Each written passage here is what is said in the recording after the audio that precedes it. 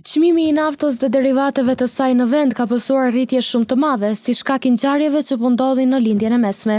E gjatë ditëve të fundit në Kosovë, nafta ka shkuar deri në 1,78 euro për litër, me që rast naftëtarët I kanë bërë thirrje qeverisë për heqjen e TVSH-s. Jakub Bellaqa, njohës I çështjeve ekonomike, është shprehur se kriza e fundit në rritjen e çmimit është reflektuar në Kosovë, sepse importojmë nga vende tjera, kështu që në çmim lidhen edhe shpenzimet e transportit, taksat e akciza. Sa përket krizës së ndihshme, domethënë konfliktit që është shkaktuar mes Iranit dhe Shtetit Bashkuar, që ka ndikuar në zinxhirin furnizës të derivatëve të naftës dhe benzinës, reflektohet edhe në Kosovë, sepse ne jemi shoqëri dhe shtet që importojmë, nuk kemi ndonjë rafineri të naftës apo të benzinës në Kosovë, andaj importojmë nga vendet si Hungaria, Greqia, shtetet arabe apo vendet e lindjes së mesme dhe nga porti I Durrësit, kështu që edhe shpenzimet e transportit dhe procedura tjera, taksat,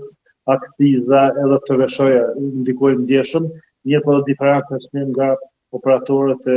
e pompave të derivatit, të cilët për shkak se funksionojnë bazë ligjeve komerciale të vetes që dhe me kanë fitimet. Tutje Bellaqa shtoi se përderisa parlamenti nuk funksionon, sepse çdo vendim duhet të miratohet me procedura ligjore, është vështirë të procedohet ulja e TVSH-s.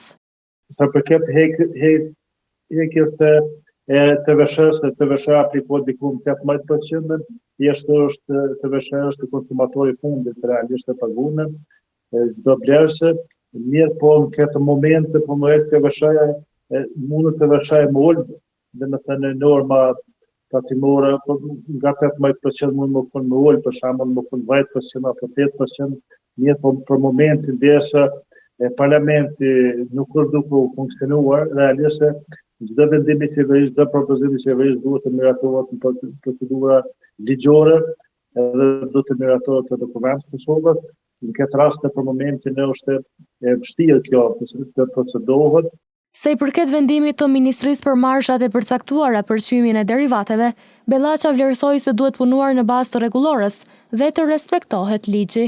Përshëndes vendimin e Ministrisë së Tregtisë dhe Industrisë, të cilët marrë fitimit për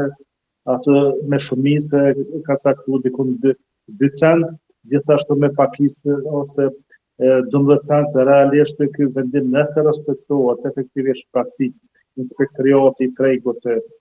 thjesht dele në teren edhe në bazë ligjeve rregullorëve, thjesht aty ku ka abuzim të çmimeve, nëse respektohet edhe nëse punojnë në teren, realisht duhet ta ketë efektin praktike, mjafton që këtë ligj për momentin që të respektohet, mirë po në këtë rast ka duhet të zgjeruar se duhet të respektohet, mirë po vajza punojnë në teren, inspektorati gjithashtu edhe monopolet e mshefshme në këtë rast duhet që të eliminohet, të shteti në këtë rast duhet të intervenojë si autoriteti I konkurrencës dhe mekanizma tjerë.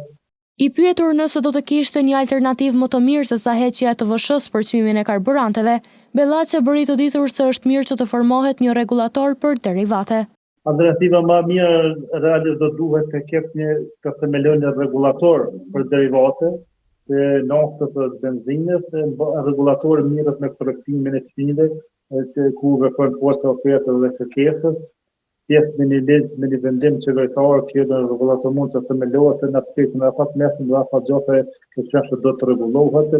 Sipas Bellaqës, nuk është me rregull që çmimet të ngriten brenda natës, nga se bizneset që operojnë kanë shpenzime dhe rrjedhimisht kjo ndikon të rriten edhe çmimet e produkteve të ndryshme dhe të rëndohet ekonomia familjare e qytetarit.